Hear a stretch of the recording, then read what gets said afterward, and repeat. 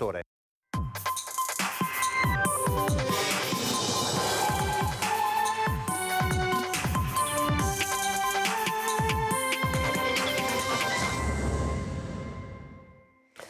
Una buona giornata, ben ritrovati, prima edizione di Antenna 3 in questo martedì 12 dicembre. Tanta cronaca anche oggi, molti collegamenti dal territorio, tante storie in queste giornate. Ringrazio in regia Alessandro Granziera e Fabio Falliero. Allora, vedo già collegata in diretta la nostra Francesca Bozza da Castelfranco Veneto, dove c'è stata una sonora protesta degli studenti di un istituto superiore questa mattina perché una giovane studentessa in cura, in chemioterapia addirittura, non è stata messa nelle condizioni di seguire le lezioni via DAD e dunque i compagni sono scesi in strada. Francesca, buongiorno a te, buongiorno a Francesca Pezzo per la parte tecnica.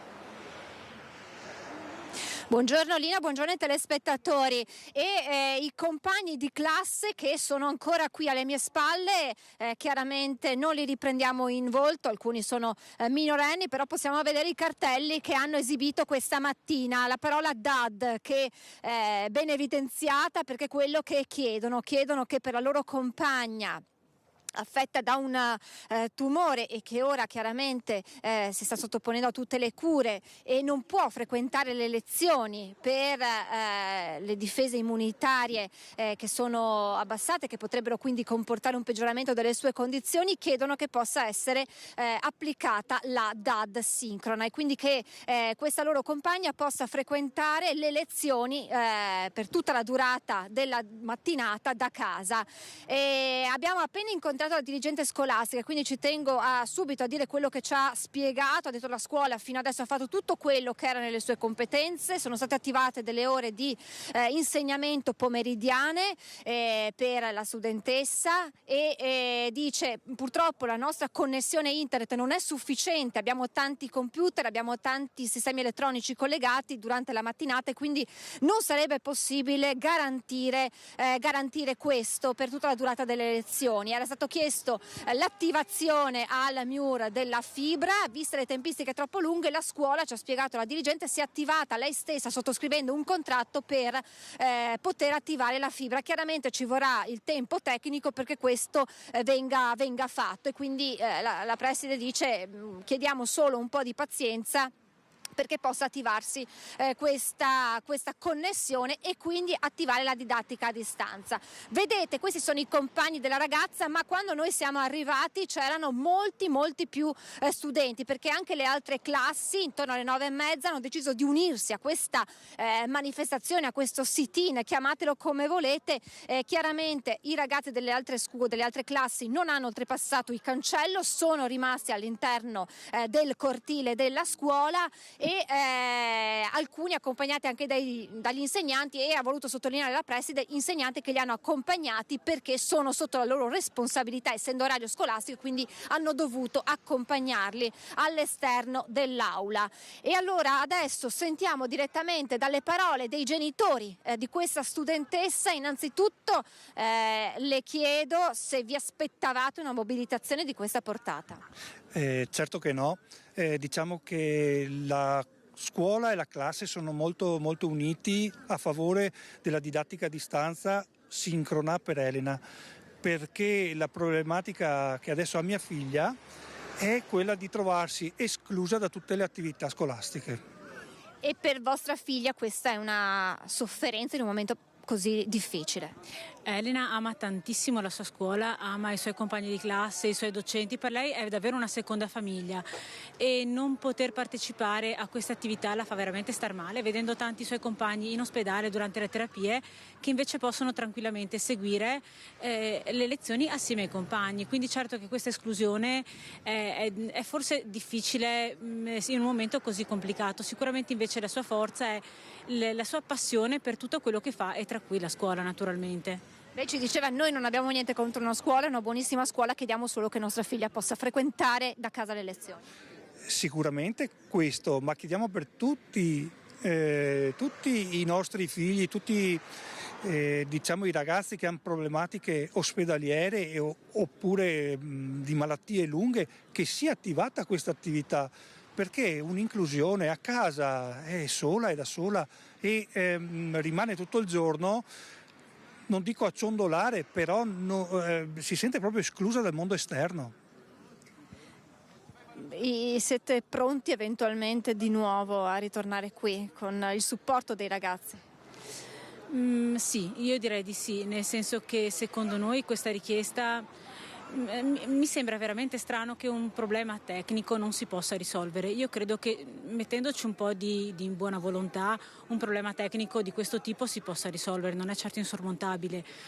Abbiamo passato tanti anni, 2 anni di DAD e tutti siamo riusciti a trovare una soluzione, quindi secondo me una soluzione può essere trovata anche in questo caso.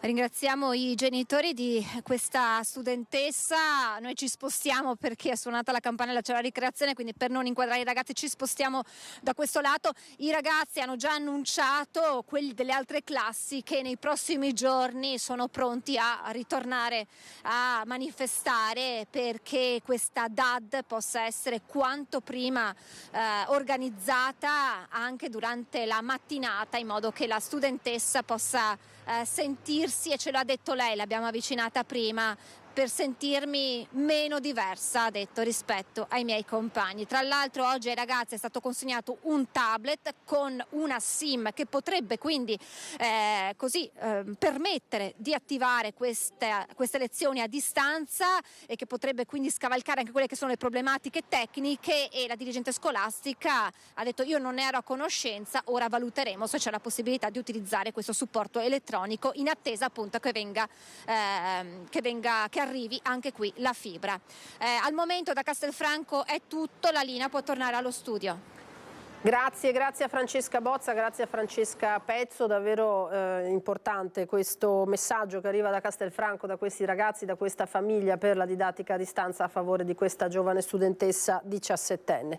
Allora, prima di andare ai prossimi servizi andiamo a vedere i giornali, le home page, su cosa puntano. Siamo sull'home page del Gazzettino, che parte da un caso di cui ci parleranno tra poco anche i colleghi padovani. Devi fare la fine di Giulia Cecchettin, daspo di 5 anni dalle manifestazioni sportive al genitore, si tratta di un 50enne del campo Sampierese, che ha insultato l'arbitra minorenne di basket. Di questo appunto, come detto, ci parlerà tra poco la collega di Padova. E ancora, pattina sul ghiaccio, una lama gli trancia 3 dita, operazione d'urgenza per un bimbo, portiere dell'Inter, è accaduto nella zona di Udine, quindi un episodio che ha destato naturalmente grande preoccupazione lì per lì, dopodiché questo bambino è stato subito prontamente operato per cercare di contenere al massimo le conseguenze purtroppo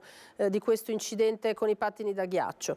Arriva la perturbazione di Santa Lucia in Veneto e Friuli Venezia Giulia, pioggia, nebbie e quota neve che scende, temperature giù, attesi meno 10 gradi in alcune zone. Santa Lucia sappiamo domani 13 dicembre, quindi attendiamo questo calo ulteriore delle temperature.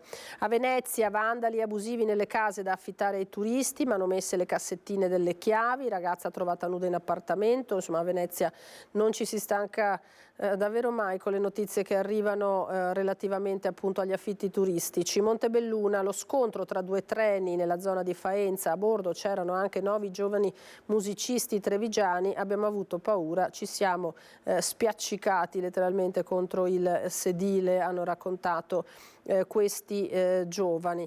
E poi naturalmente tutti quelli che sono ancora gli strascichi della strage dei ragazzi dell'Immacolata a Portogruaro, la zia di Giulia. Altin correva troppo, doveva essere fermato. Questa uno sguardo sull'home page del Gazzettino. Tra poco noi andremo a Istrana dal nostro Lucio Zanato, intanto andiamo avanti con una notizia di cronaca che ci arriva dal Padovano, con i carabinieri che hanno sgominato una banda di predoni albanesi autori di numerosi furti in abitazione nella zona della Bassa Padovana.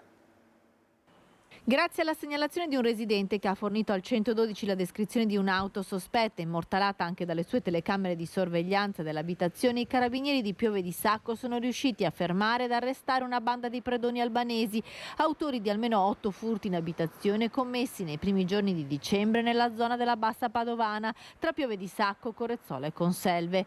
In manette 4 uomini. Nel loro covo, individuato a Ponte Longo, sono stati recuperati oltre 200 gioielli e tantissimi altri oggetti di valore. I carabinieri hanno pedinato per giorni la vettura segnalata dal residente, scoprendo così il covo della banda, che agiva puntualmente all'ora del tramonto, quando iniziava a scendere il buio e le famiglie erano ancora fuori per lavoro.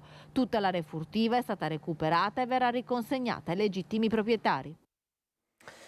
Di nuovo un collegamento in diretta, andiamo a Istrana, alla base del 51esimo stormo dell'aeronautica, dove vedo il nostro Lucio Zanato già pronto in diretta, perché è in corso una importante esercitazione NATO che ha come cuore proprio la base trevigiana. Lucio, buongiorno a te e al tuo ospite. Buongiorno Lina, buongiorno ai telespettatori di Antenna 3. Sì, siamo in diretta dalla base del 51esimo stormo qui ad Istrana e sono con il comandante, il colonnello Emanuele Chiadroni. Colonnello, sopra le nostre teste, non solo della Marca trevigiana ma del Veneto, diciamo di tutto il nord-est, in questi giorni voi vi state esercitando. Confermo, da lunedì è iniziata un'esercitazione della NATO che vede in particolar modo il 51esimo stormo interessato, perché ospitiamo 7 stranieri, in particolare velivoli F-4 turchi e velivoli F-16 americani. Un'esercitazione della NATO che si svolgono durante l'anno e in questo periodo hanno scelto noi come base di rischieramento. Siamo orgogliosi di poterli avere qua. Ecco perché addestrarsi è importante, addestrarsi per essere pronti in ogni momento. Qui in 8 minuti voi andate in volo. Confermo, l'addestramento è alla base del nostro successo, se volete. Una forza armata che è tecnologicamente molto avanzata e durante le missioni bisogna prendere delle decisioni in pochissimi secondi. Il fatto di essere addestrati, di fare anche esercitazioni insieme ai nostri alleati ci permette di essere sempre pronti e soprattutto di elevare il livello della qualità dell'addestramento di ognuno di noi. E anche serve un po' da deterrenza, si vis pacem para bellum, dicevano gli antichi, cioè se vuoi la pace preparati alla guerra, quindi bisogna fare deterrenza, che magari qualcuno non abbia brutte idee. La NATO fa questo perché siamo in grado di dimostrare che nonostante parliamo lingue diverse e utilizziamo aeroplani di tecnologie diverse e con performance diverse, ma ci addestriamo sempre per far vedere che siamo uniti e che insieme siamo in grado di esprimere delle capacità operative molto importanti. E quindi la gente ci pensa 2 volte prima di fare certe cose. Senta, poi noi abbiamo altre 2 notizie. L'altra riguarda il fatto che Istrana sta proteggendo sostanzialmente metà Italia, per non dire quasi tutta, e anche la Slovenia. Sì, confermo, da qualche mese oramai il 51esimo stormo è l'unica base dell'Aeronautica Militare che fa sorveglianza e difesa dello spazio aereo del nord Italia e Slovenia, in quanto a Grosseto, che è l'altra base che ci aiuta in questa difesa, è sotto dei lavori, diciamo, alla pista, e quindi siamo solo noi che garantiamo la sorveglianza e la difesa dello spazio aereo nazionale del nord, quindi abbiamo una fortissima responsabilità per i prossimi mesi. 24 ore su 24, va detto. 24 ore su 24, 7 giorni su 7, ci sono ragazzi, uomini e donne che lavorano incessantemente per garantire questa capacità, ovvero mandare in volo aeroplani che sono in grado di intercettare velivoli che fanno quello che non devono fare in aria in pochissimi minuti. Come ha detto lei, 8 minuti è la media per alzarsi in volo e raggiungere il target. Ecco, Lina, devi sapere che qui dietro questa macchina qui ci sono oltre 1000 persone. Sì, confermo, 1000 persone, e se pensate ognuno di loro svolge un ruolo fondamentale, che sia essere controllore di volo, che sia essere un carburantista, che sia essere un dottore, un medico, un infermiere, un amministrativo. Ognuno di loro svolge un compito importantissimo per poter garantire poi questa capacità operativa della Forza Armata. Ecco, immaginiamo una cosa stile Formula 1, dove il pilota della Ferrari è solo l'ultimo anello di una catena importantissima. Altra notizia riguarda quell'aereo che abbiamo alle nostre spalle, vero? Che cosa succede? Sì, l'MX, come avevamo detto nei mesi precedenti, è in fase di phase out. Oramai mancano pochi mesi. Phase out verrà messa a terra definitivamente. Ha finito la sua carriera operativa, l'Italia nei prossimi anni avrà principalmente come linee aerotattiche l'Eurofighter, l'F-35, l'MX e il Tornado sono gli unici due di vecchia, diciamo, generazione, e l'MX appunto nei prossimi mesi, a inizio del 2024, verrà messo a terra ufficialmente, quindi ci prepariamo ad onorare quanto ha fatto di bello questa macchina qui al 51. E mantenere comunque altissima tecnologia per mantenere una tranquillità per tutti i cittadini. Se hai domande in linea, se no ti restituisco la linea. Così, grazie mille a te Nicoletta Rizzetto, grazie al comandante del 51esimo Stormo, sempre molto accoglienti anche con le nostre troupe, grazie. Allora, noi andiamo avanti ancora con la cronaca. Hanno bevuto e mangiato ma non hanno pagato il conto, questa storia arriva di nuovo dal Padovano. I proprietari di una nota enoteca in centro alla città, tramite i loro canali social, hanno avvisato queste 3 ragazze: non fate le furbe, abbiamo i video. Care ragazze, abbiamo il filmato con le vostre facce in primo piano mentre andate via senza aver pagato. Inizia così il post che i proprietari della Moschetta, la famosa enoteca in Corso Milano a Padova, hanno pubblicato sui social. Le 3 ragazze sono uscite dal locale senza saldare il conto, 42 euro. Non è per l'importo, non è per la cifra, è proprio il gesto che ci ha dato fastidio, è la mancanza di rispetto. Che siano 4 euro, che siano 4.000, sempre furto si parla, sempre di quello. E quindi così ci siamo spinti oltre questa volta, non è nel nostro stile, non lo facciamo mai, però è un allarme per dire non siamo stupidi. Non delle ladre esperte, perché prima di uscire senza pagare hanno confabulato sotto l'occhio della telecamera. Il locale, molto conosciuto in città, e Chiara, una delle titolari, assicura che il 99% dei clienti non si comporta in questo modo. Le ragazze possono essere definite in una sola maniera. Se vi siete considerate furbe, sappiate che non siete furbe, siete delle ladre. Non lo dico io, lo dice la legge italiana, anche se io non sono un'esperta, ma chi va via senza pagare non è furbo, è semplicemente un ladro. Le immagini non sono state diffuse. I proprietari dell'enoteca sperano in un ravvedimento. Adesso noi aspettiamo, questa cosa di mettere un post sui social non l'abbiamo inventata noi, l'hanno fatta altri colleghi qui a Padova, c'è chi è riuscito a portare a casa la cifra rubata, c'è chi poi l'ha lasciata stare, chi ha denunciato. Adesso noi abbiamo copiato un po' dai colleghi, abbiamo fatto questo post e speriamo che porti a qualcosa. Ti vergogni, li metti a serranda abbassata, li metti là, fai più bella figura. Ti vergogni, hai ragione a vergognarti, perché comunque hai rubato. A Saonara invece adesso sentite cosa ha fatto questo 22enne che evidentemente odiava il Natale, ha deciso di distruggere gli addobbi natalizi, non contento ha aggredito anche i carabinieri ed è stato arrestato.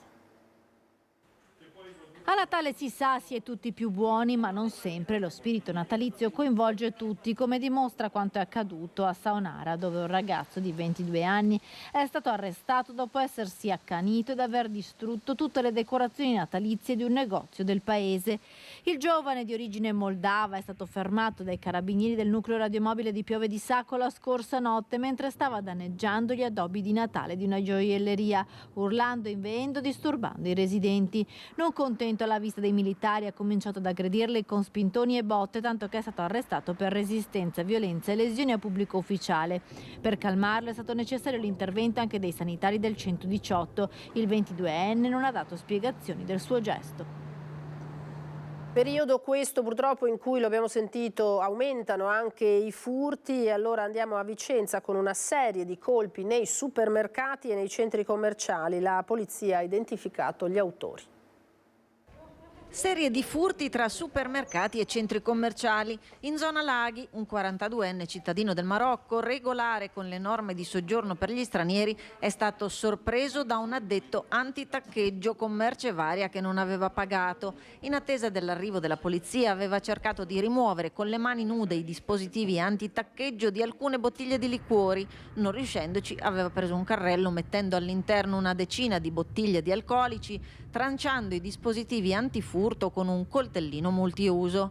L'uomo con precedenti è stato bloccato dagli agenti, che hanno anche accertato che all'interno dello zaino aveva già riposto alcune confezioni di cioccolatini e altre bottiglie di superalcolici, il tutto per un valore di oltre 250 euro.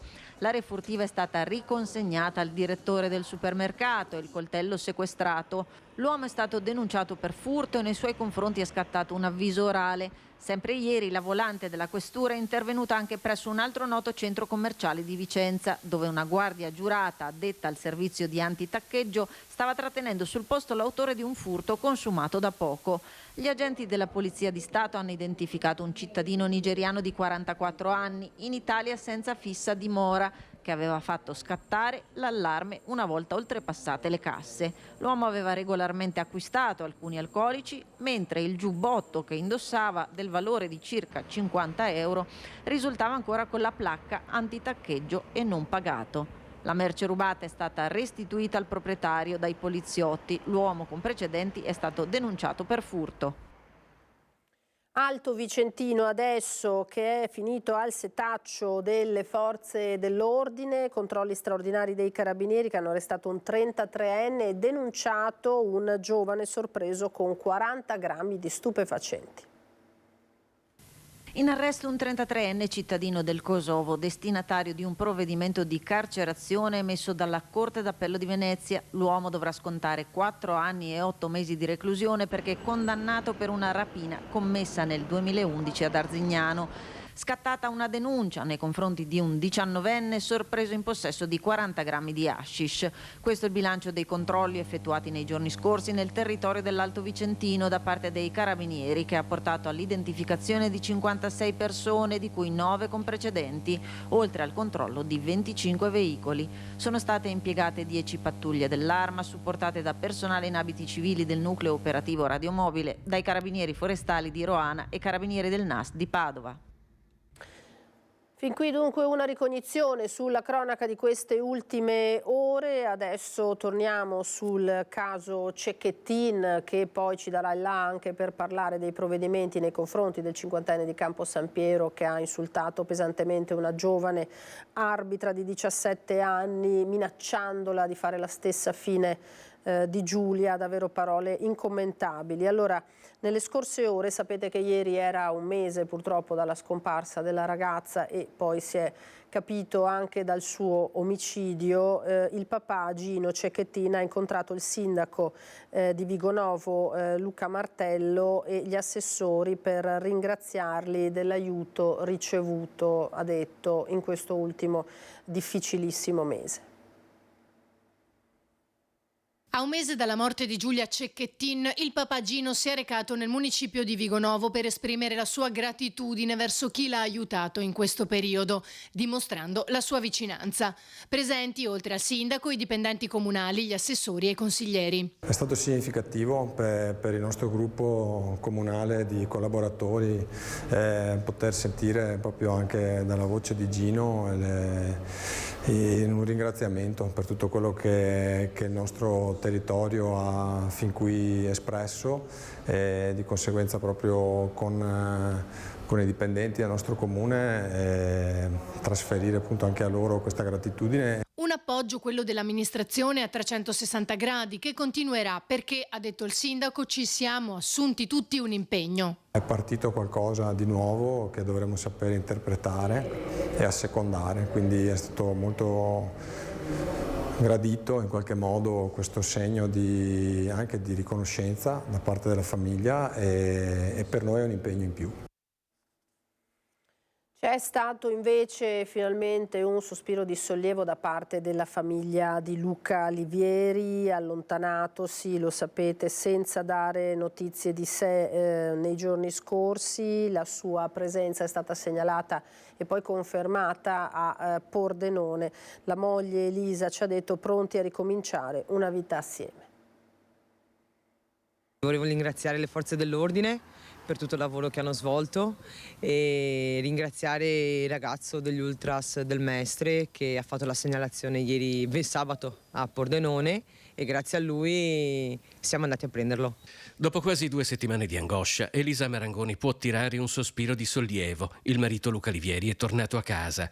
Per cercarlo, dopo un allontanamento improvviso e inspiegabile, era partita una mobilitazione che da Martellago si era estesa a mezzo Veneto, fino all'avvistamento decisivo, sabato, da parte di un amico ultras del Mestre che l'aveva incrociato a Pordenone.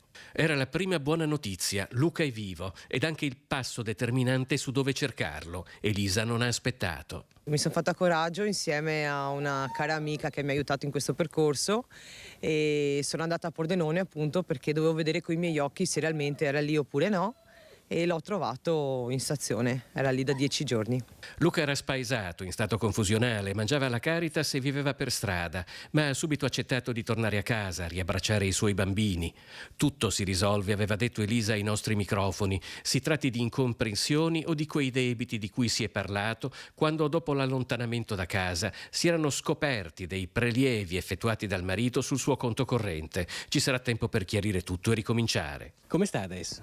Adesso si è ripreso, avremo un percorso con un psicologo giusto per affrontare questi 12 giorni che lui ha affrontato vivendo per strada e speriamo di risolvere quanto prima, dai. Però sta bene, ieri ha mangiato e tutto a posto.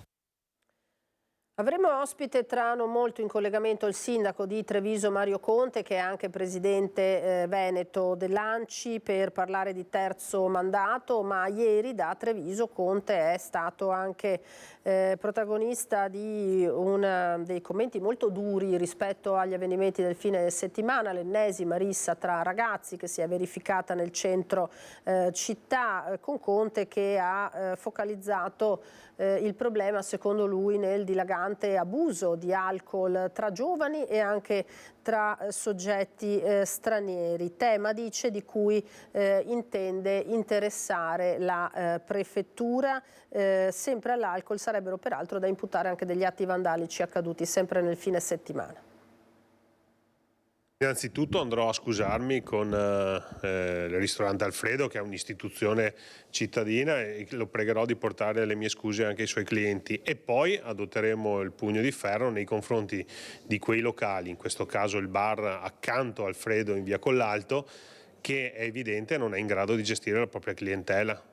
Una rissa ogni fine settimana o poco ci manca, tanto che il sindaco di Treviso Mario Conte, contro il dilagante abuso di alcol che sarebbe puntualmente all'origine di litigi e scazzottate, intende coinvolgere direttamente la prefettura. L'ultimo grave episodio in ordine di tempo sabato sera in via Collalto, laterale di Corso del Popolo, con 2 gruppetti di ragazzi che si sono affrontati davanti al bar. Un giovane colpito al naso è rimasto a terra sanguinante. Di fronte a questo parapiglia, i clienti del ristorante da Alfredo hanno ammesso di aver avuto paura e di essere rimasti chiusi nel locale fino all'arrivo della polizia.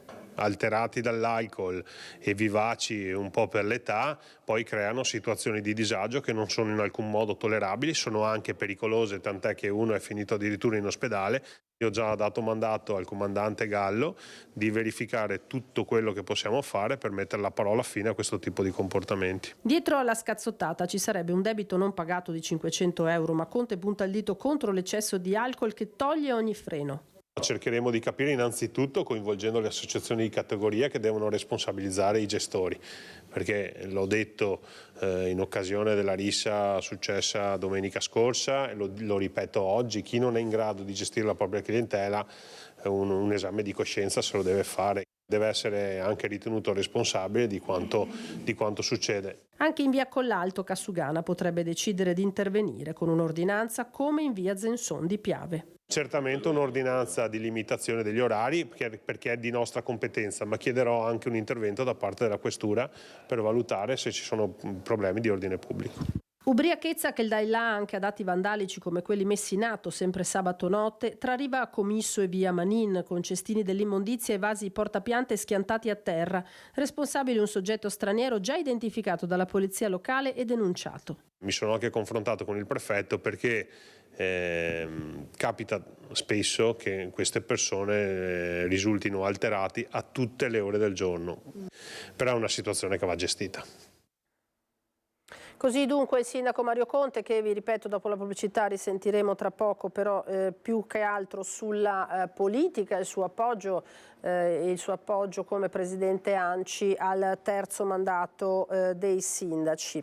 Noi continuiamo con la cronaca, con quella giudiziaria in particolare. Torniamo sull'omicidio della 35enne di Pieve di Soligo, Elisa Campeol. In aula la sorella dell'omicidario confesso ha puntato il dito contro gli operatori sociosanitari dell'ULSS 2. Se lo avessero seguito come dovevano, forse questa tragedia, ha detto, non sarebbe accaduta. Mio fratello è stato abbandonato dai servizi sociosanitari. Se lo avessero seguito come dovevano, si sarebbero accorti che qualcosa non funzionava e forse questa tragedia non sarebbe mai accaduta. A dirlo in aula è stata la sorella di Fabrizio Biscaro, il 37enne a processo per la brutale uccisione nel giugno 2021 lungo il Piave all'Isola dei Morti a Moriago della barista 35enne di Pieve di Soligo Elisa Campeol. La sorella punta dunque il dito contro gli specialisti dell'ULSS 2 che avrebbero sottovalutato prima la situazione familiare in cui Biscaro sarebbe cresciuto, madre dipendente dall'alcol e padre violento, e poi il suo stato in seguito ai 3 tentativi di suicidio messi in atto dall'uomo. Dopo l'ultimo ricovero qualcosa si era rotto nel rapporto di fiducia con la professionista che lo seguiva e da lì sarebbe stata una deriva. La difesa del 37enne ha chiesto che lo specialista che lo ha giudicato capace di intendere e di volere venga ricusato, ma l'istanza è stata respinta. In aula anche i genitori della giovane donna accoltellata con 30 fendenti. Prendiamo dei farmaci per dormire, ha raccontato la mamma. Andare avanti però è difficile. Viviamo nella casa di Elisa, ci sembra che lei ci sia ancora. E poi ieri doveva essere la volta di un'udienza importante del processo per la morte del giovane Mattia Battistetti, morto sul lavoro ad appena 23 anni, in tribunale a Treviso, udienza che non c'è stata, dovevano essere ascoltati i primi 13 testimoni, tutto rinviato a gennaio per la positività al Covid di uno degli avvocati della difesa. Intanto la giudice ha fatto proprie le deposizioni degli operai della ditta subappaltatrice. Sono circostanze ovviamente imprevedibili, la malattia del difensore principale degli imputati è certificata e su questo ci siamo rimessi alla discrezione del giudice che ha ritenuto opportuno rinviare e peraltro oggi sono state acquisite alcune delle dichiarazioni dei testimoni, quindi una piccola parte dell'istruttoria è già stata portata avanti, sono dichiarazioni che per noi sono importanti e sono entrate definitivamente nel processo. Doveva essere un'udienza a Fiume, chiamati a deporre i primi 13 testimoni, ma a causa della positività al Covid dell'avvocato della difesa Barolo, tutto è stato rinviato alla data della prossima udienza, il 29 gennaio 2024. Un po' delusi. Io non mi intendo di leggi, però ho visto nelle precedenti udienze gli avvocati assenti venivano sostituiti. Questa volta non è stato fatto, probabilmente siamo nella legge, non dico di no, però mi ha un po' deluso, ecco, l'esito di oggi. Amarezza a parte, la giornata non è stata completamente persa perché sono state fatte proprie dalla giudice le deposizioni rilasciate in sede di indagine degli operai della ditta subappaltatrice pugliese che lavorava nel cantiere il giorno della tragedia, quando Mattia è stato travolto da un carico di impalcature sganciatosi da una gru. Non servirà più dunque che le persone arrivate dalla Puglia tornino in aula. Saranno invece ascoltate il 29 gennaio le testimonianze principali, quelle di Spisa, del maresciallo dei carabinieri intervenuto sul posto, degli ingegneri e del capocantiere. Per la famiglia Battistetti intanto l'ennesimo Natale di attesa. Le tante persone che sono arrivate da Roma, che sono arrivate da Bologna per questo sit-in, per entrare in tribunale al nostro fianco e purtroppo abbiamo dovuto mandarle a casa.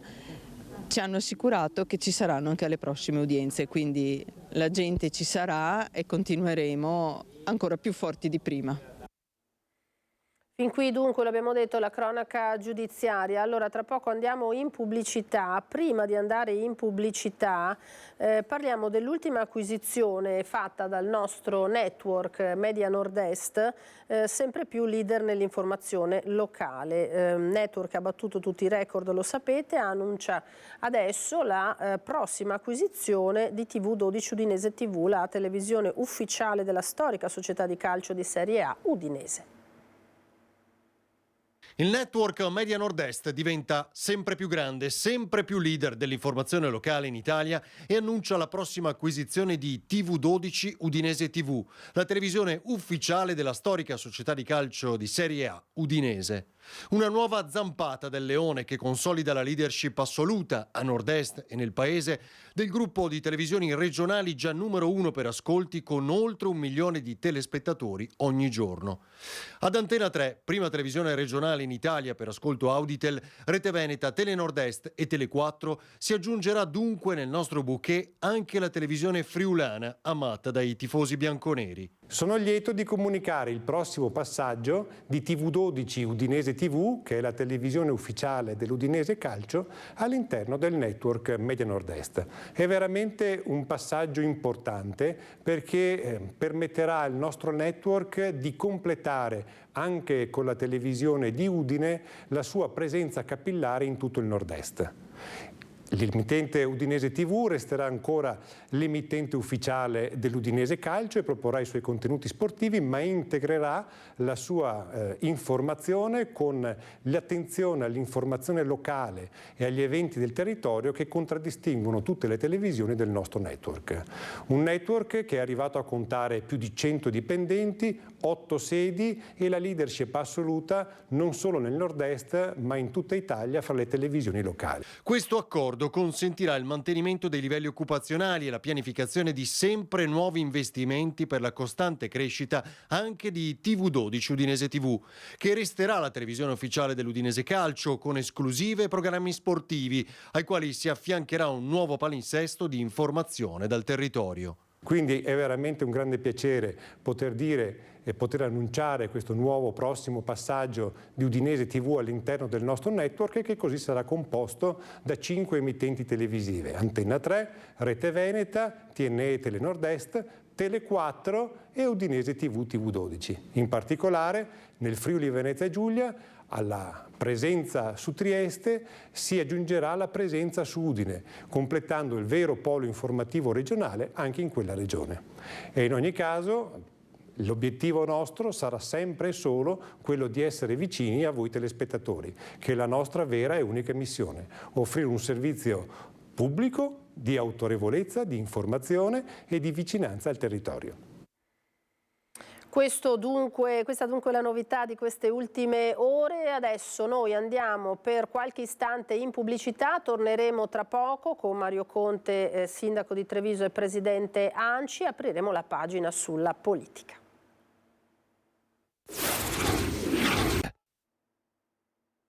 Eccoci di nuovo in diretta con la prima edizione di Antenna 3 e dunque attendendo i nuovi collegamenti dal territorio con i nostri colleghi andiamo alla politica, apriamo la pagina sulla politica. Allora, andiamo alle reazioni del vice premier Matteo Salvini e del governatore Luca Zaia alle parole del vice premier e ministro degli esteri nonché leader di Forza Italia Antonio Tajani, che ha detto no al terzo mandato per i presidenti di regione. Sentiamo cosa hanno detto nelle scorse ore.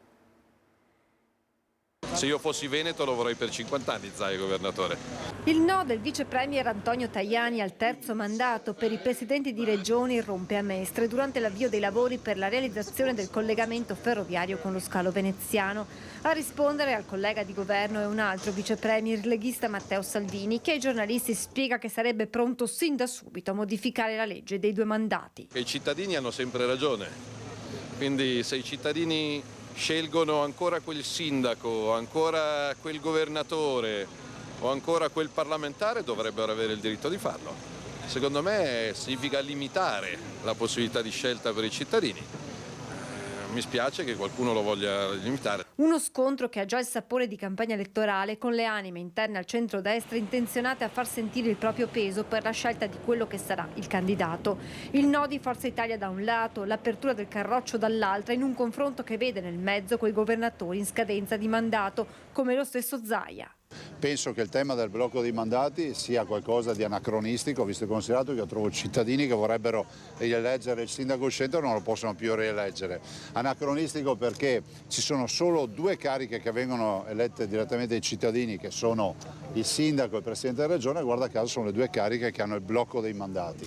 il che vuol dire che il sindaco non può andare a fare il sindaco per più di 2 mandati, ma può stare una vita in Parlamento. A me piacerebbe avere una risposta rispetto a questo. Io ho letto che dice che è sano, ecco, la giro con una domanda: cosa vuol dire sano bloccare l'amministratore dopo 10 anni? Perché sano si presta a molte interpretazioni. Siccome io penso che sano sia anche un termine pericoloso, vorrei capire da Tajani cosa significa sano. E a chi anche in passato aveva giustificato il blocco dei mandati tirando in ballo il rischio che si creino centri di potere, il presidente del Veneto replica così. Questo paese deve decidere se vuole avere la figura centrale e l'attore protagonista deve essere il cittadino nel scegliere la classe dirigente, bisogna sbloccare i mandati. Se vogliamo lasciare tutto in mano alla politica, ne prendo atto. Mi chiedo come mai non si propone mai il blocco dei mandati ai parlamentari. Così dunque Zaia, che risentiremo tra poco perché è tornato sul tema, ma andiamo con ordine. Da Forza Italia c'è stato, in seguito a queste uscite, il contrattacco durissimo del coordinatore regionale Flavio Tosi, anche lui naturalmente rappresentante di uno dei partiti alleati di centrodestra, ma tant'è, evidentemente si stanno facendo prove muscolari anche all'interno del centrodestra. Sul caso sempre limite ai mandati, il coordinatore regionale degli Azzurri ha messo nel mirino ancora una volta Zaia, accusandolo di incoerenza. Zaia governa dal 2010 ma vorrebbe farlo per sempre. Arriva puntuale come una sciabolata la nota durissima di Flavio Tosi dopo le parole del governatore poche ore prima a Tessera. Che ormai sia un campo di battaglia tra il coordinatore regionale di Forza Italia e la Lega, soprattutto il numero 1 di Palazzo Balbi, è chiaro da tempo. Attacco frontale da mesi sulla sanità veneta e poi il saccheggio di esponenti del Carroccio che potrebbe a breve anche destabilizzare la giunta regionale. Quella giunta che Zaia guida da 13 anni. Definisce anacronistico il limite ai mandati ai presidenti di regione fissato dalle leggi statali, attacca Tosi, ma gli ricordo che è stata proprio la regione Veneto nel 2012, con lui presidente, a fissare il limite dei 2 mandati per gli assessori regionali. Pertanto Zaia, da questo punto di vista, non mi sembra un campione di coerenza. È contro il tetto dei mandati se lo dice la legge nazionale, a favore del tetto se invece è la legge regionale varata da lui a fissarlo per gli assessori. Ma non è finita. Forse Zaia lo ha dimenticato, continua Tosi, ma è presidente regionale dal 2010, quindi di fatto è già al 3° mandato, il prossimo che lui agogna sarebbe il 4º. È da 13 anni che guida il Veneto, in termini di grandi opere pubbliche non ha fatto granché, è vero. Il Passante, la Pedemontana e tutti i nuovi grandi ospedali non si devono certo a lui, quindi comprendo che potrebbe non essersi reso conto del tempo trascorso. Un j'accuse durissimo che si chiude così. È singolare che pur di ottenere ciò che vuole, cioè governare per 20 anni, Zaia sia lei con la sinistra e quindi faccia asse con i presidenti della Campania De Luca, della Puglia Emiliano e dell'Emilia Romagna Bonaccini. Questo la dice lunga. Dal PD Veneto però i vertici regionali fanno capire da tempo che la musica in Veneto è diversa sul tema del limite ai mandati. Già nel giugno scorso le parole del segretario Dem Andrea Martella erano state molto chiare. Troppo spesso, spiegava, si assistano strapotere dei governatori. Troppo spesso le giunte diventano luoghi di ratifica e i consigli regionali perdono il ruolo che dovrebbero avere. Per questo, aveva chiuso Martella, il limite dei 2 mandati per le cariche che elette direttamente dai cittadini esercitano un potere esecutivo resta indispensabile. Se una patria ha bisogno del salvatore, è perduta. Zaia che oggi a Palazzo Balbi ha incontrato la stampa, non ha decisamente lasciato cadere le dichiarazioni di Flavio Tosi e anzi lo ha rimbeccato duramente. Sentiamone un passaggio. Senta, Presidente, c'è stato un attacco, perché non lo si può definire altrimenti, da parte di Flavio Tosi nei suoi confronti riguardo al 3° mandato. Ha detto Zaia il 3° mandato l'ha già fatto, addirittura ha aggiunto durante la sua presidenza sostanzialmente non si è fatto niente, non ci sono state grandi opere. Ma guardi, mi perdoni, io non replico, a un segretario deve replicare un segretario. Il segretario ha detto in realtà ieri sì al 3/4 mandato, c'è un'interlocuzione in corso? Ma guardi, questo non glielo so dire, è un problema nazionale, si tratta di decidere se si vuole porre al centro, diciamo, dell'attenzione e quindi dal ruolo al cittadino che deve scegliersi tutti coloro che hanno un ruolo, diciamo, istituzionale, quindi sindaci, presidenti di regione, parlamentari e altro, oppure pensare che il cittadino abbia solo una scelta a tempo. Dopodiché un sindaco, io trovo strano che un sindaco che può fare solo 2 mandati, invece può stare tutta la vita in Parlamento. C'è un problema con Forza Italia però in Veneto, tra la Lega e Forza Italia. Ma io non mi occupo di ste robe, già ho i miei problemi a seguire l'amministrazione e penso che la garanzia che hanno sempre avuto i veneti, che io non ho mai buttato in politica, perché chi la butta in politica perde tempo da amministrare poi. Ma con De Luca ha mai parlato di questo? No, sul serio, cioè De Luca che non lo sento è veramente una vita, cioè non c'è una regia, cioè io dico quello che penso. Così questa mattina dunque il presidente Zaia che è finito sul tavolo di discussione ieri sera a Ring, la trasmissione di prima serata di Antenna 3 dedicata alla politica condotta dal nostro vice direttore Ferdinando Avarino, in uno scambio con l'ormai ex Fabrizio Boron. L'assessore regionale Roberto Marcato ha ripetuto più volte che non solo si aspetta che Zaia mantenga fede al patto con i veneti e non si candidi alle elezioni europee, ma anche che nel caso in cui lui si fosse candidato alla segreteria regionale del partito in alternativa ad Alberto Stefani, ecco, pensa che Zaia avrebbe votato Stefani e quindi non un uomo della sua squadra in regione. Sentiamo questi passaggi. Il Presidente dice che gli Stati Uniti d'Europa, no, l'estrema destra, ma ho capito, ma quelli sono i nostri alleati. Cioè se si volesse anche candidare, cosa che, ripeto, per quello che lui ha sempre detto non è possibile, che lui ha detto io porto a termine il mio mandato per i veneti e porto a casa l'autonomia, quindi io siccome questo è un paese che sta morendo di balle, no, perché non possiamo poi chiederci perché la gente non va a votare, perché un po' di coerenza farebbe bene anche la classe dirigente. Il Presidente ha sempre detto no, perché io sto qua fino alla fine, io prendo per buono quello che ha detto il Presidente. Dopodiché la compagnia di giro che abbiamo, quella è, non credo che il Presidente possa immaginare di andare con quella compagnia di giro. Sono d'accordissimo, però Roberto, prendo le tue parole alla prima domanda che ti è stata fatta e tu hai risposto, io credo che al congresso fossi stato candidato io e Stefani, avrebbe votato Stefani. Zaia avrebbe votato Stefani. Sì, secondo me sì. Bene, questo. Non si mi ondai qui Stefani, cioè. No, scelta legittima.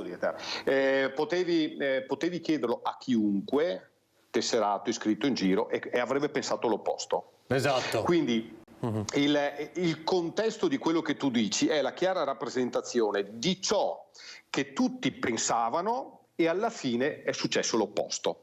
No? Alla fine è successo l'opposto. Quindi è la stessa cosa. No, non si candida perché sai, lui posso dire che per quanto mi riguarda sarebbe una grande delusione se il mio Presidente non mantenesse una parola così importante data ai veneti. Posso dire che sarebbe per me una grande delusione. Dopodiché va bene tutto, siamo in un paese in cui va bene tutto, per me sarebbe una delusione. Io sono abituato a rapportarmi con uomini di parola. Ho sempre pensato che lui sia così. Se lui dovesse candidarsi, romperebbe un patto che ha fatto con i veneti.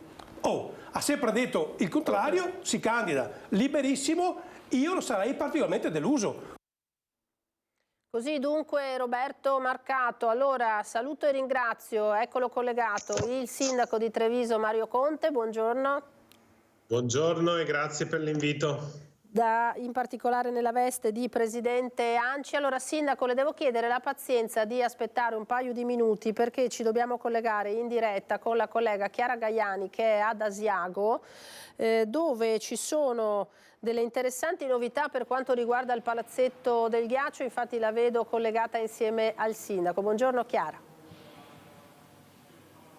Lina, buongiorno ai telespettatori, siamo all'interno del Pala Ordegar, se non sbaglio, di Asiago, il Pala Ghiaccio, con il sindaco Roberto Riconistern che ringraziamo perché proprio in questi pochi minuti fa è finita la conferenza stampa di presentazione del progetto di restauro del palazzetto, un progetto molto atteso soprattutto dalla società di hockey. Non so, adesso in questo momento la squadra di Serie A è in pausa, ma insomma durante il collegamento avremo avremo modo di sentirla e probabilmente anche di vederla. Era un progetto molto atteso, è un progetto molto atteso da tutta la città di Asiago, sindaco. Ma non solo, ma anche dai molti tifosi che vengono da tutta Italia, perché ormai l'hockey ad Asiago è diventato un simbolo, soprattutto da quando, da oltre 2 anni, questa società fa parte della Lega Internazionale dell'Hockey. La settimana scorsa ha combattuto, ha giocato contro il Vienna, addirittura vincendo, per cui siamo all'interno di un circuito internazionale che ci impone di osservare determinati standard e abbiamo voluto dare un segnale di forte vicinanza alla società di questo sport, che è uno sport che fa parte della storia nostra, della storia locale, che ha formato generazioni di hockeyisti e generazioni di uomini, perché questa è prima di tutto una scuola di vita, ecco, quella dell'hockey. E abbiamo messo in campo una progettualità molto intensa, molto complessa, che prevede interventi nella copertura, nel tetto, e un nuovo impianto di condizionamento dell'area e un ampliamento dei posti a sedere con una nuova tribuna, nuovi spogliatoi, quindi c'è un restyling, un riposizionamento, diciamo così, a livello qualitativo, no, per rendere migliore l'accoglienza e la ricettività di un impianto fondamentale per la nostra economia, ma anche per poter rispondere sempre di più alle esigenze di un hockey internazionale di cui noi siamo fieramente appartenenti. Ecco, 11 milioni di euro, questa è la cifra necessaria per l'intero progetto di restauro. Si parte con una prima fase, il comune, pensate, tutta questa struttura è in carico al comune di Asiago, è riuscito a reperire la prima parte necessaria, 4 milioni di euro, e si parte dal tetto perché è la parte che preoccupa di più anche in questo momento. Sì, ecco, noi dobbiamo smontare il tetto nella sua maggiore voluminosità, diciamo, cioè nella parte dove il legno è più ammalorato, e sostituire tutte le parti lignee che sono imbibite di umidità, perché possiamo pensare a questa piastra di ghiaccio quanta umidità riesce ad emanare. E questo determinerà sicuramente l'allestimento contestuale di un impianto di condizionamento dell'aria che prevede non soltanto la deumidificazione e quindi la liberazione dell'aria dalle parti umide e come dire acquose, ma anche il riscaldamento, e quindi noi puntiamo a realizzare un ambiente sicuramente più accogliente e meno freddo di quanto non lo sia, perché oggi come oggi assistere a una partita di hockey è veramente un'impresa, perché qui raggiungiamo anche temperature di 7, 8, 10 gradi sotto zero. Beh, vi è sicuro che freddino fa freddino. Un'ultima cosa, sindaco, si parte quest'estate fondamentalmente con i lavori. Sì, noi contiamo di iniziare questo primo stralcio di lavori, che è pari a 4 milioni di euro, già dal mese di marzo, da fine marzo, primi di aprile, se tutto andrà bene con le gare d'appalto, perché abbiamo già in cassa questi 4 milioni, puntiamo a realizzare i lavori in 5-6 mesi e quindi l'impianto rimarrà chiuso necessariamente, ma si tratta di un intervento che noi attendiamo da oltre 30 anni e di cui abbiamo bisogno per poter migliorarci e per poter garantire la prosecuzione delle attività che qui dentro si svolgono per i prossimi 40 anni. Allora io ringrazio il sindaco di Asiago Roberto Rigoni Stern, ringrazio per la collaborazione tecnica Renzo Rigone. Da Asiago ti restituisco la linea. Grazie Chiara, grazie Renzo, grazie al sindaco naturalmente per queste informazioni. Allora torniamo all'altro sindaco, eccolo qua, Mario Conte, presidente dell'Anci Veneto, di nuovo buongiorno. Allora Conte, lei in queste ore ha appoggiato quelle che sono state le dichiarazioni del presidente Luca Zaia sul terzo mandato, dicendo: condividiamo le parole del governatore, a livello di enti locali i cittadini sanno benissimo chi ha lavorato bene e chi vogliono eleggere o rieleggere. Per questo motivo non ha neppure più senso parlare di limiti di mandati, perché gli elettori sovrani effettuano la loro scelta individuando il candidato che ritengono più adatto ad amministrare il territorio, a prescindere che questo abbia già fatto dei mandati oppure no, evidentemente. Allora sindaco e presidente, lo ribadiamo, immagino, avrà visto che c'è stato anche naturalmente a livello politico poi un accendersi del dibattito all'interno del centrodestra su questo. Sì, si è scatenato un dibattito secondo me anche francamente eccessivo, nel senso che capisco i timori in un'eventuale sfida elettiva nei confronti del presidente Zaia, che risulta essere il presidente più amato a livello nazionale. Se è lì da 3 mandati è perché i cittadini veneti hanno deciso che aveva lavorato bene, ha lavorato bene e merita di rimanere lì, esattamente come i sindaci. Mi piacerebbe sentire più parlare di progetti, di visioni, di politica, più che di regole per escludere o includere un candidato. È tutto qua, no? Tant'è che la mia riflessione sta nel fatto che quando sono i cittadini a decidere, per me va sempre bene, nel senso che noi siamo chiamati a rispondere, a servire le nostre comunità, e le nostre comunità sono chiamate a scegliere coloro che deve amministrare il bene comune. Se ha fatto bene verrà riconfermato, o se no abbiamo visto anche tanti casi che al secondo mandato non sono riusciti a confermarsi perché dopo un mandato non avevano più la fiducia dei cittadini e sono stati mandati a casa. Quindi non è che dare il terzo mandato significa automaticamente essere presidente, significa che hai la possibilità di chiedere ulteriormente la fiducia ai cittadini che sono chiamati ad esprimersi attraverso un voto democratico, e credo che sindaci e presidenti di regioni utilizzano lo strumento più democratico in assoluto a livello nazionale per la scelta dei propri rappresentanti, sia come sindaci sia come consiglieri, che siano comunali piuttosto che regionali, perché ricordo che ogni cittadino, oltre a votare per il sindaco, deve scrivere il cognome di una persona che gli ispira fiducia o della quale si sente rappresentato. Quindi più democratico di così. Poi, se vogliamo interrompere questo percorso democratico attraverso delle leggi che impediscono la ricandidatura a persone che godono della fiducia dei cittadini, è un'imposizione da parte dello Stato, delle norme, che francamente faccio fatica a capire, come se avessimo paura di chiedere invece la responsabilità ai cittadini. Senta, il vice premier Tajani ne faceva una questione di, come dire, benessere dello Stato democratico nelle regioni, in particolare il fatto di cambiare chi la guida ogni 10 anni, per dire, insomma, no? La considerava, l'ha posto sotto un tema di garanzia anche, no? Che non si creino evidentemente un po' delle aree di potere che magari rimangono incontrollate. Cosa ne pensa? E questo però non funziona per i parlamentari. Cioè ci sono parlamentari che possono fare infiniti mandati senza che nessuno possa dire stop al limite dei mandati. Allora, se questa necessità di trasparenza, che tra l'altro anche secondo me è stata soprattutto qui in Veneto un po' antipatica come definizione, perché lascia pensare che ci siano dei coni d'ombra che vanno chiariti, cosa che in realtà non c'è, soprattutto qui in Veneto. Però dico, allora, o c'è il limite per tutti o non c'è per nessuno. Non capisco perché il sindaco di una città capoluogo, il presidente della regione non possono chiedere ulteriormente la fiducia ai propri cittadini, ma uno può fare il parlamentare a vita senza che nessuno possa né esprimere una preferenza né esprimere il voto, ma semplicemente perché la segreteria di partito ha deciso che lui deve stare là 5, 6, 7, 8 mandati. Allora evidentemente ci sono due pesi e due misure. Io sono sempre per responsabilizzare i cittadini, che ritengo sovrani. Cioè ogni cittadino deve avere la possibilità di scegliere il proprio sindaco, il proprio presidente di regione e, aggiungo, anche i propri esponenti al Parlamento. E invece oggi non funziona così. Ad essere penalizzati sono i presidenti di regione e i sindaci, però evidentemente sono un po' temuti, perché sono coloro che poi, vivendo a stretto contatto con le comunità, sono anche quelli che hanno maggiore consenso.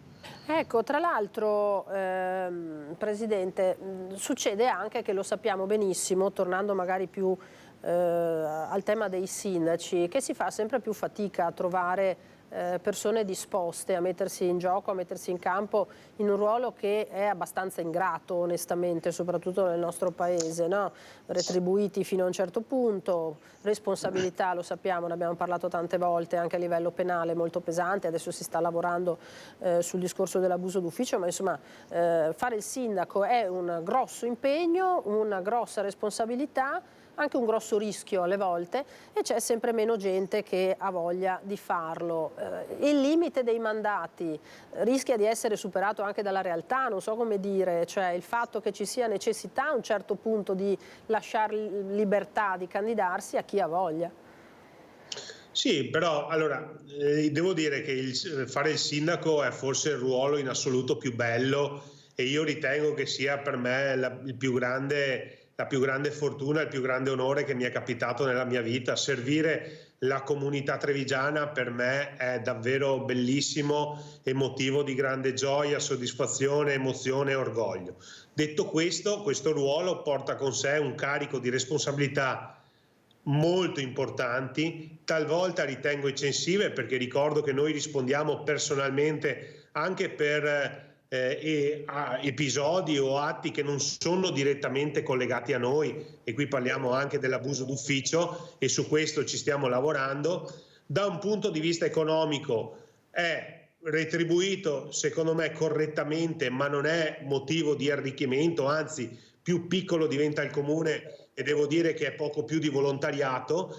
Ci tengo ad aprire una parentesi anche su chi ricopre i ruoli di consigliere comunale, che è volontariato puro, se non addirittura uno ci rimette nell'assumersi delle responsabilità amministrative.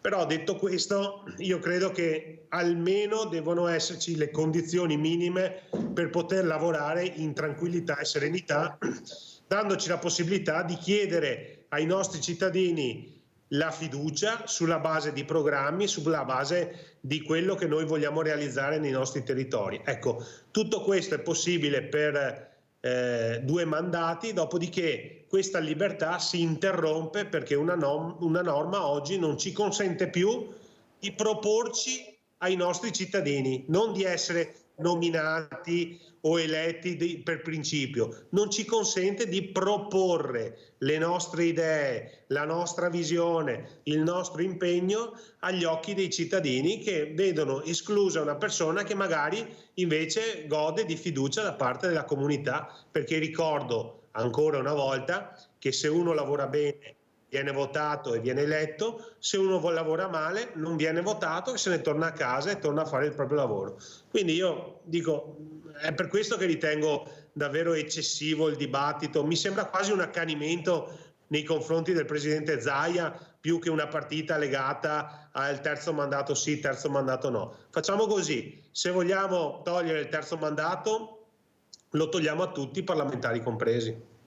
Ecco, un'ultima cosa Conte, perché non so se ha avuto occasione di sentire prima l'estratto che abbiamo fatto dalla trasmissione Ring con l'assessore regionale Roberto Marcato, che ha detto un paio di cose interessanti su Zaia. Uno, che si sentirebbe molto molto deluso se Zaia decidesse di candidarsi alle prossime europee. E poi ha anche detto, quando ho provato, insomma, poi sappiamo che ha ritirato la sua candidatura alla segreteria del Veneto, a propormi come segretario della Lega, insomma, sono certo che in una sfida con Alberto Stefani Zaia avrebbe votato Stefani. Come valuta queste 2 dichiarazioni? Allora, conosciamo ovviamente le caratteristiche di Roberto Marcato, che è una persona molto sanguigna, istintiva e anche sincera, nel senso che lui certamente dice quello che pensa e io ho il massimo rispetto nei confronti del suo pensiero. Tra l'altro ritengo che sia un ottimo assessore, un ottimo politico e nel mio caso è anche un amico. Detto questo, io non so dirvi cosa sarebbe successo in caso di candidatura di Roberto Marcato. So però che Roberto ha deciso di non candidarsi e non conosco i motivi, e quindi la storia finisce lì. Poi vivere di sé e di ma francamente serve a poco. Per quanto riguarda il futuro del presidente Zaia, io credo che come si è conquistato la fiducia degli elettori, perché ha sempre vinto e soprattutto è sempre stato nella top, nella classifica dei presidenti di regione più amati, al primo posto, segno evidente che è amato in Veneto e in Italia, credo che si sia conquistato la possibilità di decidere dove poter proseguire nel migliore dei modi il suo percorso. Credo che lui ami, e lo dimostra tutti i giorni a dismisura, il Veneto e i veneti, e quindi in cuor suo vorrebbe continuare la sua esperienza qui in Veneto. Se la norma non glielo consente, credo che sia giusto che lui decida dove poter far fruttare quell'enorme bagaglio di esperienza politica, amministrativa e umana che ha da mettere a disposizione per le comunità, che siano nazionali, europee o regionali. Quindi insomma nel tempo lui si è guadagnato questa possibilità di poter decidere in libertà e in accordo con le segreterie politiche qual è il percorso migliore per far fruttare quel suo bagaglio di esperienza, che ricordo essere enorme, perché un presidente come Zaia tutti lo vorremmo presidente del Consiglio, tutti lo vorremmo in Europa, perché un rappresentante così autorevole, così qualificato, così preparato, che rappresenta il Veneto a livello nazionale, a livello europeo, sfido chiunque a dire che non va bene. Ma anche se questo dovesse voler dire interrompere il mandato in regione? Vabbè, però insomma lui sta affrontando il suo terzo mandato, quindi devo dire che i risultati del suo operato sono sotto gli occhi di tutti e ha portato davvero il Veneto a livelli inimmaginabili sotto tanti punti di vista. Io spero che lui possa proseguire nel suo percorso qui in Regione Veneto. Parlo egoisticamente, nel senso che da Veneto io sono ben contento di avere un presidente come Luca Zaia. Se la legge non glielo consente, però sono ben contento che un veneto come Luca Zaia possa rappresentare i veneti in qualsiasi altro luogo lui decida di andare. Se poi questo non dovesse corrispondere con la scadenza naturale del mandato, sono certo che i veneti capiranno, perché è normale che se noi dovessimo ragionare esclusivamente con le scadenze naturali dei mandati, ognuno di noi si priverebbe di un sacco di opportunità, ma non tanto personali, ma soprattutto per le comunità che rappresentiamo, perché portare a un livello più alto un bagaglio di esperienza e soprattutto un ritorno così di gradimento da parte della gente, portarlo a un livello più in alto significa portare comunque ulteriori benefici al territorio che comunque noi naturalmente rappresentiamo. Senta, velocissimo, al terzo mandato ci pensa anche lei? Io sono al mio ultimo mandato da sindaco, è vero che è cominciato da pochi mesi, però è altrettanto vero che i mandati fanno davvero presto a passare, mancano 4 anni e mezzo alla fine del mio secondo mandato e ad oggi io non potrò più per norma presentarmi davanti ai miei cittadini per chiedere loro la fiducia, perché una norma me lo impedisce, non perché mi manca la volontà, non perché mi manca la passione, non perché mi mancano le idee e la visione di città, ma semplicemente perché una norma mi dice che la mia esperienza da sindaco a Treviso fra 4 anni e mezzo deve finire. E questo francamente è un po' rammarico. Penso per esempio al caso di Gentilini, che ha fatto per 2 mandati il sindaco, per 2 mandati il vice sindaco, semplicemente per bypassare una norma che invece, se avesse potuto candidarsi, sarebbe rimasto sindaco fino a quando i cittadini hanno deciso che non era ora di cambiare, perché questa è la verità.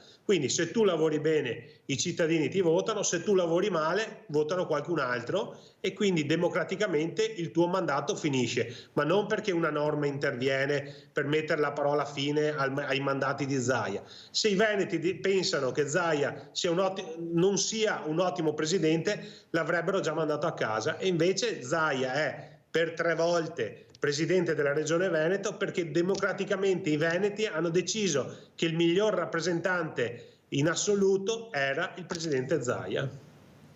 Conte, grazie infinite per questo collegamento. Grazie a Mario Conte, presidente dell'ANCI.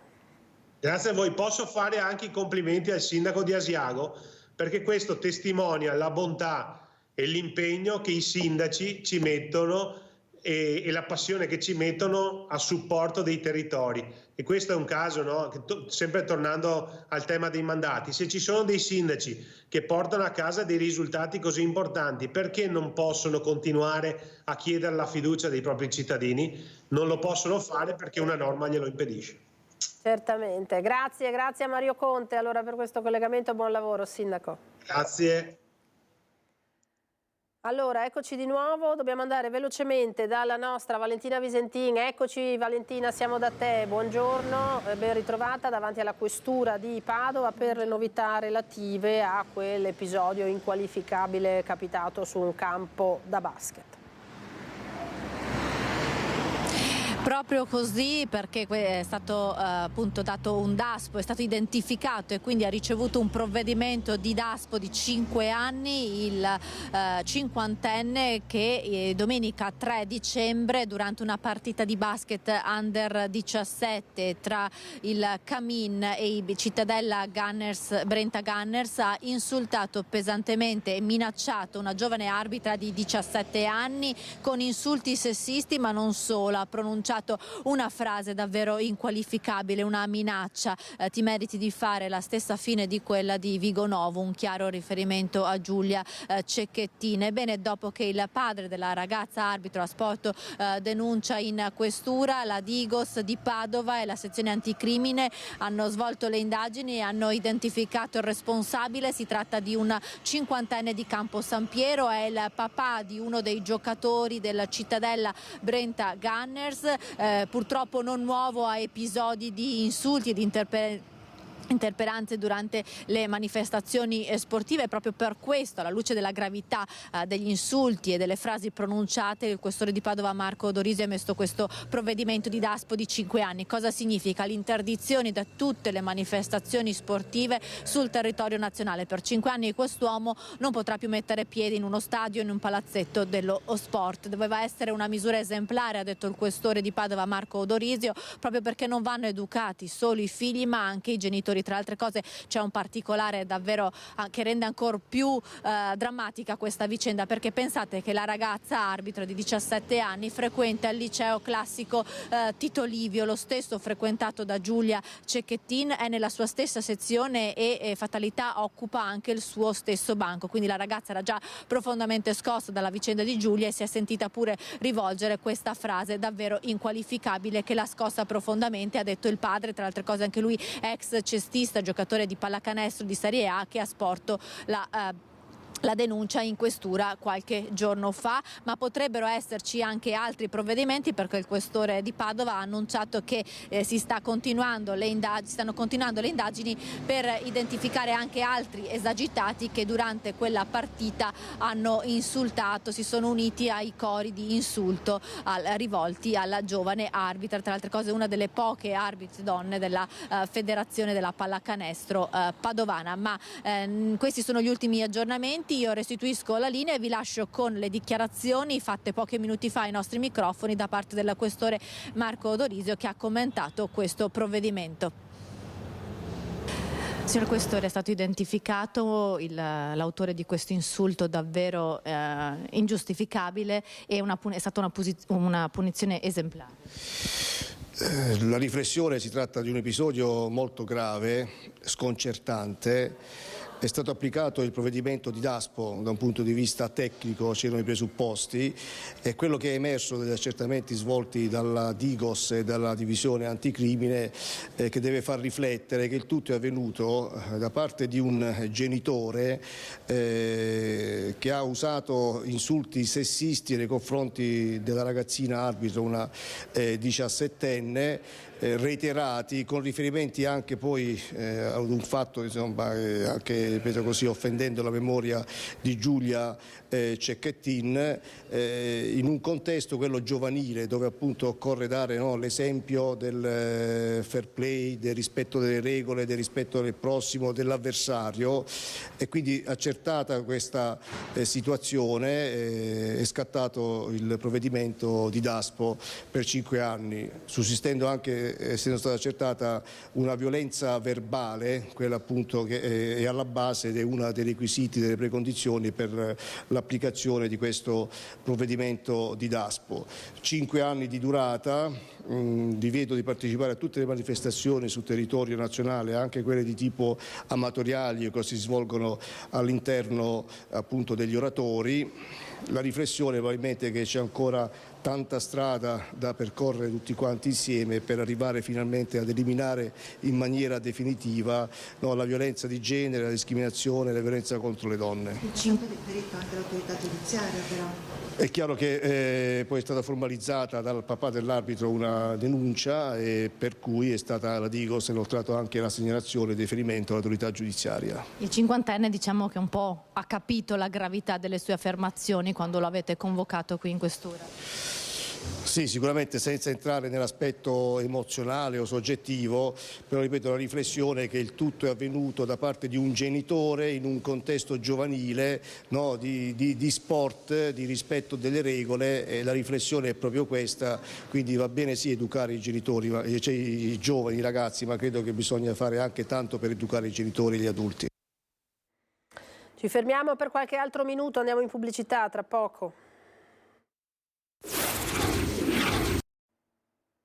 Eccoci di nuovo in diretta con l'ultima parte di questa nostra prima edizione di oggi. Andiamo a Mestre, dove c'è stato il taglio del nastro per il nuovo studentato di via Torino. Con questa apertura Ca' Foscari ha raggiunto in pochi anni 1000 posti letto per studenti.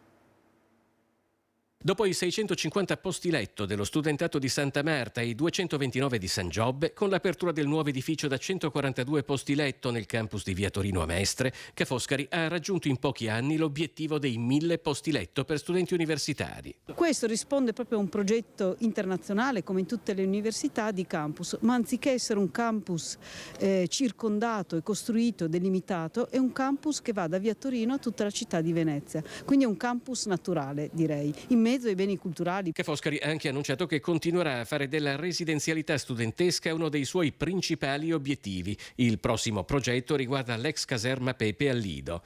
Per i prossimi 25 anni la gestione del nuovo edificio di Mestre è stata affidata all'ESU, l'azienda regionale per il diritto allo studio universitario di Venezia. È necessario implementare l'offerta di posti letto per studenti e fare di Venezia una città campus, una città universitaria dove si può esprimere il diritto allo studio e la vita universitaria. L'università sta letteralmente rivoluzionando questa parte di Mestre, dove peraltro si vedono altri cantieri, sempre più occupata da edifici in stile moderno, ognuno contrassegnato da una lettera dell'alfabeto greco, in quello che sta quasi assumendo l'aspetto di un piccolo quartiere. Lo studentato richiede un approccio funzionale a comprendere quelli che sono i bisogni degli studenti, perché sono gli studenti i protagonisti, quindi deve essere una cosa leggera, lieve, simpatica.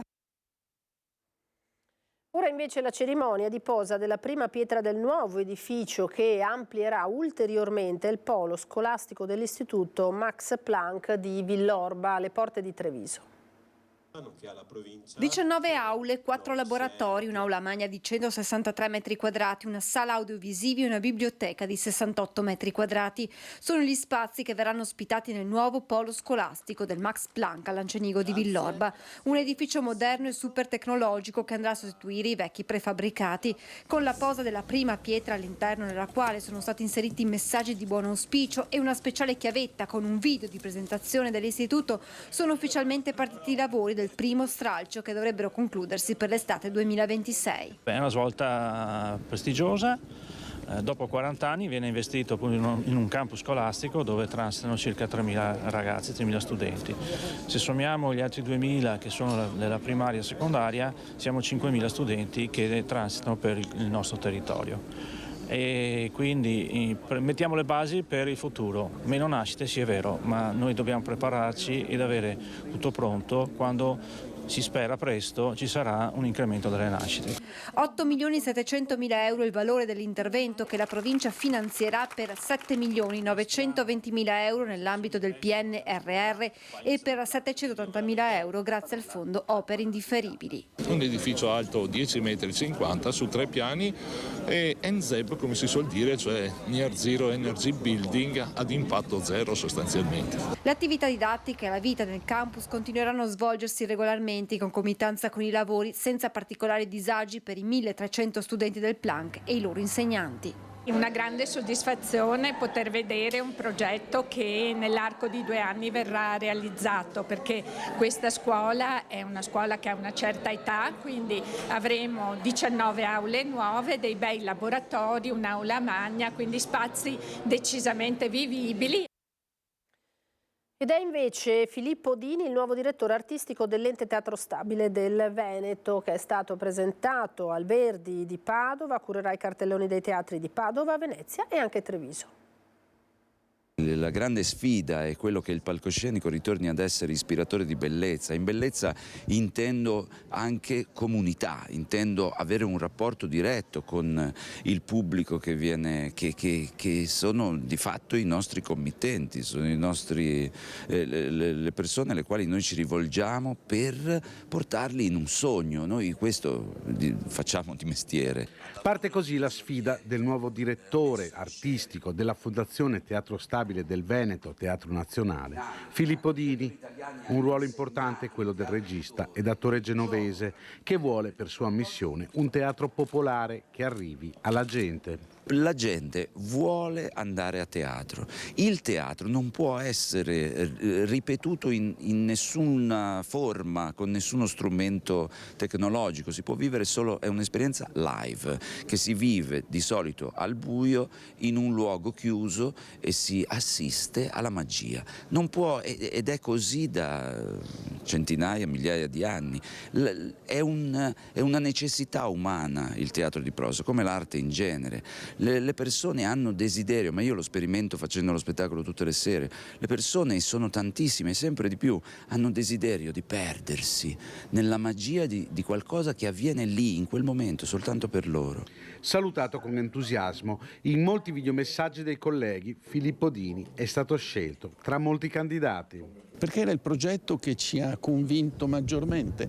Gli altri erano tutti di altissimo livello, devo dire, ma quello di Filippo aveva un qualcosa in più, probabilmente Filippo stesso. Cultura e impresa insieme in un territorio, quello veneto, che cerca di raccontarsi anche grazie alle sue bellezze.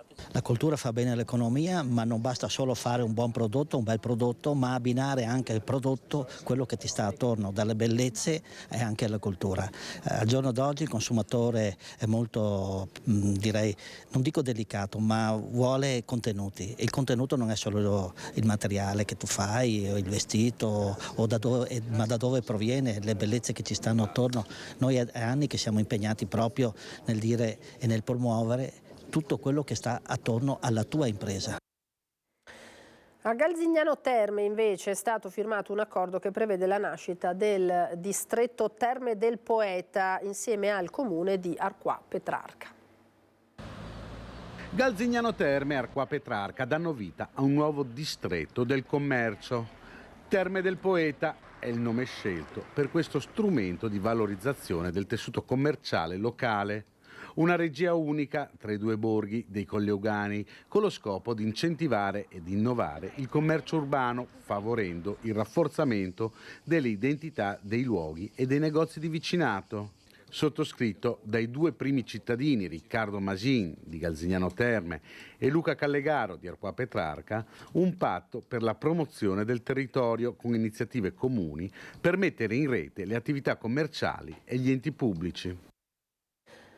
Allora questa prima edizione termina qui, a me non rimane che ringraziare in regia Alessandro Granziera e Fabio Falliero, lasciarvi alle previsioni del tempo, avete sentito che è in arrivo una perturbazione per cui vedremo cosa ci dirà il meteo delle prossime ore. Vi ricordo che subito dopo il meteo ci sarà lo spazio di approfondimento dedicato ai temi della salute con gli specialisti dell'ULSS 2 Marca Trevigiana. Oggi si parlerà di giovani di Marca, riflessioni sullo stato di salute degli adolescenti con il dottor Nicola Micheletto, direttore coordinatore infanzia, adolescenza, famiglia e consultori dell'ULSS 2 Marca Trevigiana.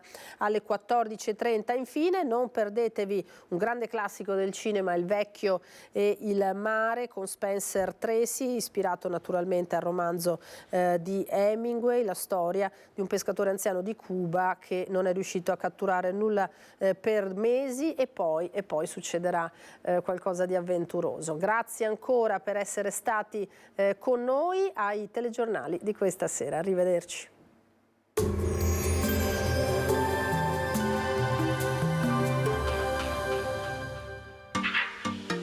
Tremonti, attrezzature e materiale per saldatura professionale a Montebelluna.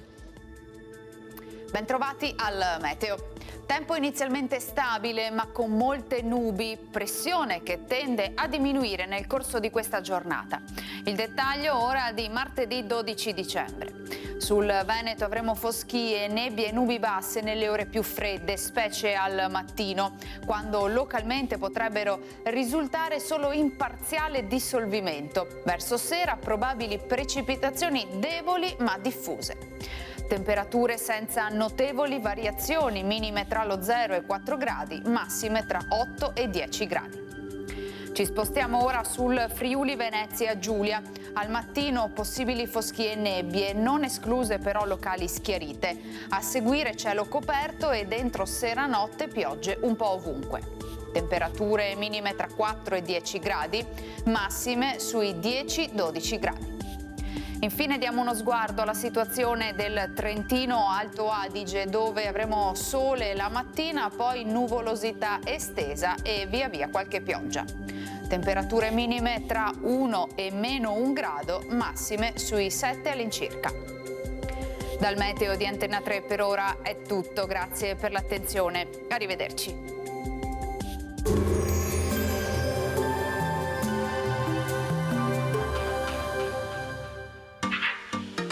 Tremonti, attrezzature e materiale per saldatura professionale a Montebelluna.